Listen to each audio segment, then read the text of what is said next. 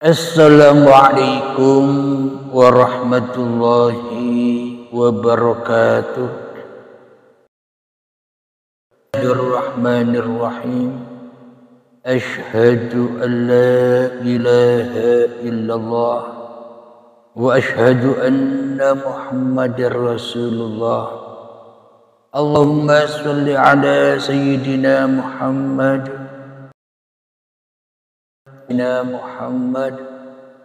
Rabbi shrah li sadri wa yassir li amri wahlul 'uqdatam min lisani yafqahu qawli. Amin. Bismillahirrahmanirrahim. Salam hormatku, salam ta'zimku selalu buat para sahabat-sahabatku tercinta, baik yang ada di dalam ataupun yang ada di luar negeri.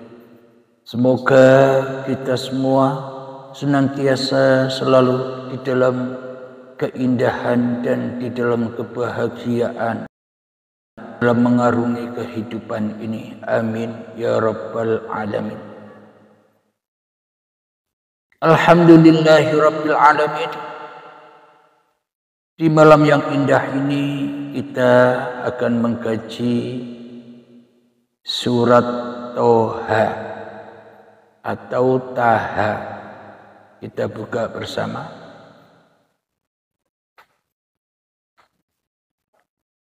A'udzu billahi minasyaitonir rajim.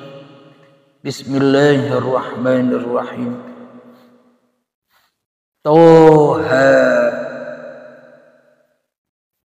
Toha adalah sebagian dari nama Nabi Muhammad sallallahu alaihi wasallam. Kita lanjutkan. Ma anzalna 'alaikal Qur'ana litashqa. Yang artinya kami tidak menurunkan Al-Qur'an ini kepadamu dalam kurung Muhammad agar engkau menjadi susah. Jadi Al-Quran ini diturunkan kepada kita semua bukan untuk supaya hati kita menjadi susah, namun Al-Quran ini diturunkan supaya hati kita senang, gembira, enjoy di dalam kehidupan ini. Jadi makna Al-Quran yang diturunkan kepada Nabi Muhammad ini, makna secara mutasabihatnya itu apa? Sesungguhnya makna dari Allah menurunkan Al-Quran kepadamu Muhammad, sesungguhnya Allah menghidupi seluruh manusia. Allah menghidupi kita di dunia ini bukan untuk kita menjadi susah, akan tetapi Allah menciptakan, menghidupkan, mewujudkan kita di dunia ini supaya kita berkasih sayang, supaya kita mahabbah kepada sesama manusia. Ini makna mutasyabihatnya. Yang dimaksud menurunkan Al-Quran itu menghidupi kita umat manusia ini. Lanjutan ayatnya yang ketiga dari surat Toha. Illa tadhkiratan liman yakhsha, melainkan sebagai peringatan bagi orang yang takut kepada Allah. Jadi Al-Quran ini diturunkan sebenarnya bukan untuk menakut-nakuti manusia, tapi supaya manusia mengerti di dalam bertuhan dan mengerti kemana ia akan berlabuh, kemana ia akan pergi, kemana ia akan pulang, supaya manusia tidak terlena di dalam kehidupan ini, supaya manusia tidak berangan-angan yang muluk-muluk di dalam kehidupan ini, agar tidak tersesat. Inilah makna bagi orang-orang yang takut. Takut tidak bisa kembali kepada Allah. Kita lanjutkan ayatnya. Tanzilan mimman khalaqal arda was samawatil ula. Diturunkan dari Allah yang menciptakan bumi dan langit yang tinggi. Jadi maknanya, hidup itulah yang menciptakan bumi dan langit. Hidup itulah yang menciptakan badan-badan yang dari dunia ini. Supaya kita ingat bahwa hidup ini, bahwa badan ini bukan hak kita. Supaya kita beragama kepada Tuhan ini, supaya kita menyerahkan kembali hak-hak Tuhan kepada Tuhan. Maka dari itu diajarkan oleh baginda Rasulullah, innamal a'malu binniyah. Jadi niat itulah supaya kita selalu sambung hati, sambung rasa, sambung hidup kepada Allah, bahwa yang berkehendak, yang berkuasa, yang berdaya upaya, dan yang menguasai kita manusia hanyalah Allah. Inilah yang dimaksud diturunkan dari Allah yang menciptakan bumi dan langit yang tinggi. Ar-Rahmanu 'alal 'arsy istawa, yaitu yang Maha Pengasih yang bersemayam di atas arsy. Kita pahami selama ini bahwa arsy itu di langit sana, di atas sana, di Sidratul Muntaha sana. Kita memahami arsyil azim, kursinya Allah. Akan tetapi mutasabihat atau makna yang sesungguhnya, yaitu Allah yang Maha Pengasih yang bersemayam di atas arsy itu, yakni Allah yang menghidupi manusia. Hidup itulah arsyil azim. Hidup itulah Sidratul Muntaha. Hidup itulah sang penguasa langit dan bumi. Coba kita hayati bersama pembuktian bila kita tidak dihidupi oleh hidupnya Allah, maka badan-badan ini takkan pernah ada, takkan pernah tercipta, takkan pernah wujud. Dengan hidup inilah terwujudlah, terciptalah badan-badan manusia ini, sehingga bisa menyaksikan bumi dan langit. Bila tidak ada badan ini, maka takkan tersaksi bumi dan langit. Siapa yang sebenarnya bisa menyaksikan bumi dan langit? Ya kan manusia kita yang bisa menyaksikan bumi dan langit. dengan pandangan mata. Meskipun ada mata, bila tak ada hidup, maka tak akan pernah ada penyaksian. Jadi sebenarnya yang menyaksikan itu pula yang menciptakan.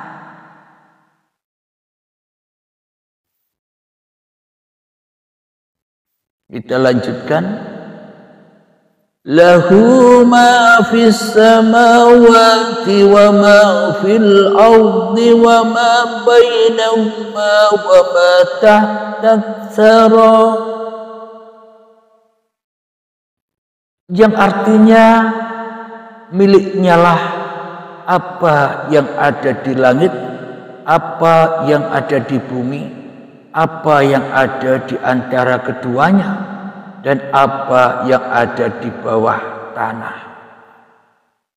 Jadi jelaslah bahwa kita manusia ini milik Allah. Tapi kita manusia bukan Allah, tapi milik Allah. Sekehendak Allah diperjalankan kemana saja. Jadi sebenarnya bila kita kaji dari atas langit, bila kita kaji dari Allah sang pencipta manusia, maka beraneka ragam manusia, berbeda-bedanya manusia, tentu tak ada yang salah. Semuanya mengandung kebenaran. Meskipun ada yang beragama Islam, Kristen, Nasrani, Yahudi, Majusi, Sabi'in dan sebagainya, itu mengandung kesempurnaan Allah di dalam penciptaannya. Bila dipandang dengan sudut pandang Allah, maka tak akan ada yang salah.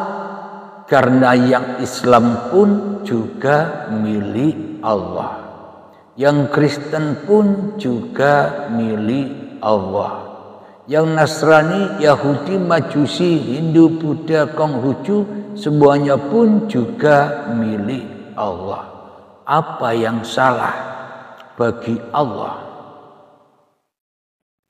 Bagi Tuhan pencipta manusia tak akan pernah ada kesalahan di dalam penciptaannya.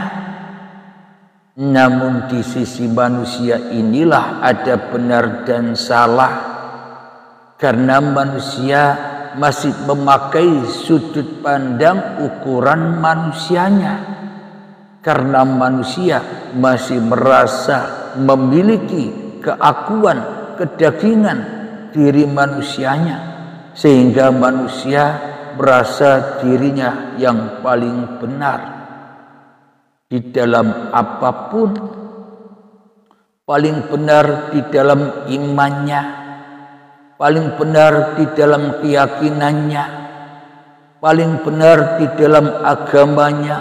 Manusia merasa benar-benar sendiri karena manusia menilai manusia dengan hawa nafsunya sendiri.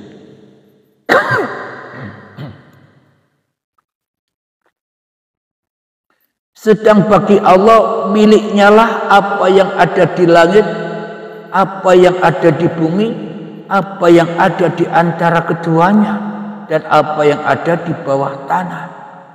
Maka jelaslah seluruh penciptaan yang ada ini tak ada yang salah, apalagi berdosa. Wong kita ini milik Allah, digerakkan sebagai apapun juga milik Allah. Di dalam ayat khairihi wa syarrihi minallah, kebaikan dan keburukan datangnya dari Allah. Ada ayat lagi, wallahu khalaqakum wa ma ta'malun. Allah lah yang menciptakan dirimu, dan Allah pula yang menciptakan apapun yang kau kerjakan. Inilah tanda bahwa sesungguhnya manusia benar-benar milik Allah.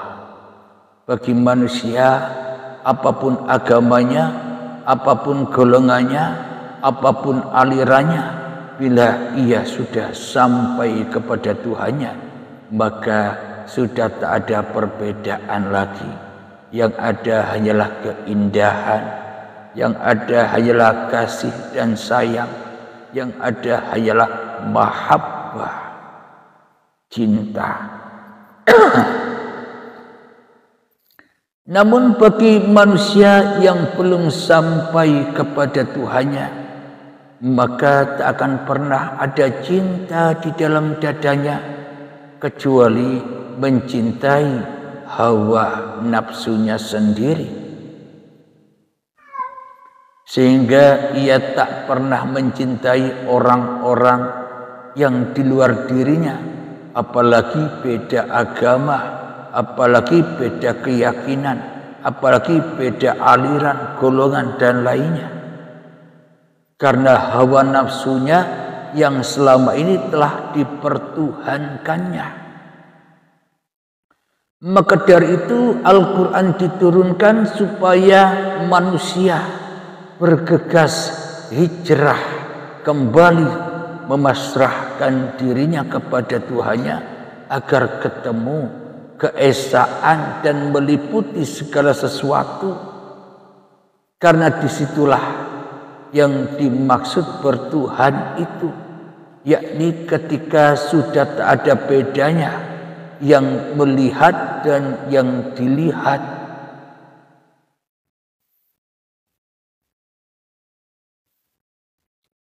Kita lanjutkan ayat yang ke-7 dari surat Taha.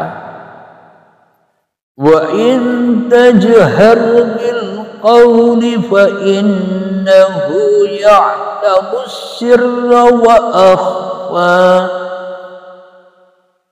Dan jika engkau mengeraskan ucapanmu, sungguh dia mengetahui rahasia dan yang lebih tersembunyi. Bagaimana mungkin Allah, bagaimana mungkin Tuhan tidak tahu apa isi hati kita?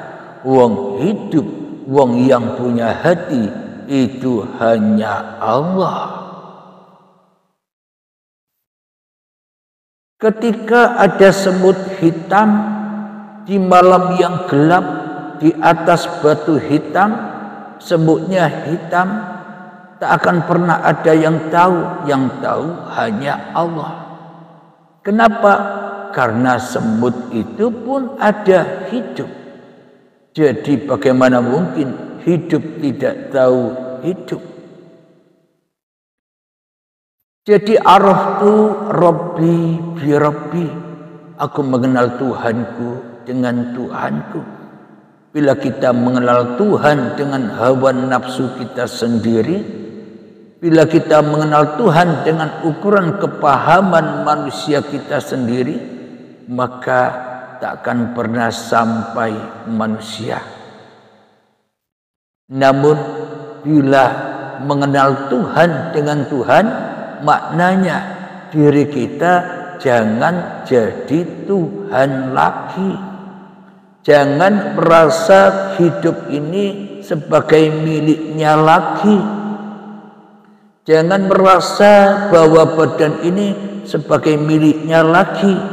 Inilah yang dimaksud araftu Rabbi bi Rabbi. Aku mengenal Allah dengan Allah. Karena yang bisa mengenal Allah, ya Allah. Yang mengenal manusia, ya manusia. Akan tetapi manusia ini tahu bahwa dirinya adalah manusia, ya dengan Allah. Kalau manusia tidak hidup, apakah mungkin kita bisa mengenal diri kita? Bila manusia tidak hidup, mana mungkin kita tahu bahwa diri kita adalah manusia. Dengan hidup itulah maka manusia tahu segala-galanya isi alam semesta ini. karena sesungguhnya hidup itulah Tuhan yang menciptakan langit dan bumi. Kita lanjutkan ayat yang ke-8. Allahu la ilaha illahu lahul asmaul husna. Dialah Allah, tidak ada Tuhan selain Dia yang mempunyai nama-nama yang terbaik. Semua nama bagi Allah itu baik. Namun bagi kita manusia, semua nama itu ada yang tidak baik, ada yang baik. Kalau menurut manusianya, karena manusia mengandung kebaikan dan keburukan. Namun bagi Allah tidak ada keburukan, yang ada hanyalah kebaikan saja. Bila suatu hal itu buruk bagi Allah, mana mungkin Allah akan menciptakan suatu hal yang buruk itu. Namun ukuran manusia beda dengan ukuran Tuhan. Karena ukuran manusia serba terbatas. Melihat kebesaran Allah terbatas. Karena manusia masih membatasi dirinya lah yang maha besar. Manusia membatasi bahwa dirinya lah yang maha hidup. Manusia membatasi Tuhannya bahwa dirinya lah yang maha melihat, yang maha mendengar, yang maha berkehendak dan segalanya. Karena manusia selama ini telah merampas hak-hak Tuhan, merampas sifat-sifat Tuhan. Maka dari itu kita manusia sudah lama menjadi Tuhan tanpa kita sadari. Karena Tuhan, karena Allah bagi kita selama ini kita anggap tidak ada, alias gaib. Yang ada, yang wujud hanyalah diri kita sendiri di hati kita. Apakah itu akidah Islam? Apakah itu akidah yang menyelamatkan hati kita kepada Allah? Itulah akidah kita. Selama ini tidak terasa bahwa yang kita yakini, yang kita percayai, akidah kita selama ini terbalik. Mestinya Allah yang wujud, tapi kenyataannya yang wujud masih manusia. Bagaimana mungkin manusia bisa menegakkan akidah dan agamanya sementara manusianya masih menjadi Tuhan bagi dirinya? Agama apapun, aliran apapun, golongan apapun, bila manusianya masih wujud di dalam hatinya, ya semuanya hanyalah agama-agama identitas saja, guna untuk kebanggaan, untuk kepuasan hawa nafsunya saja. Alhamdulillahirabbil alamin. Semoga yang hanya sebentar ini membuat kita mendapatkan hikmah dari apa yang dipaparkan ini, terkhususnya diri saya dan kita semua sama-sama menyadari bahwa sesungguhnya hakikat kitab suci itu adalah masing-masing diri kita. Inilah kitab sucinya Allah itu. Al-insanu sirri wa ana sirruhu. Sesungguhnya manusia ini adalah rahasia Tuhan.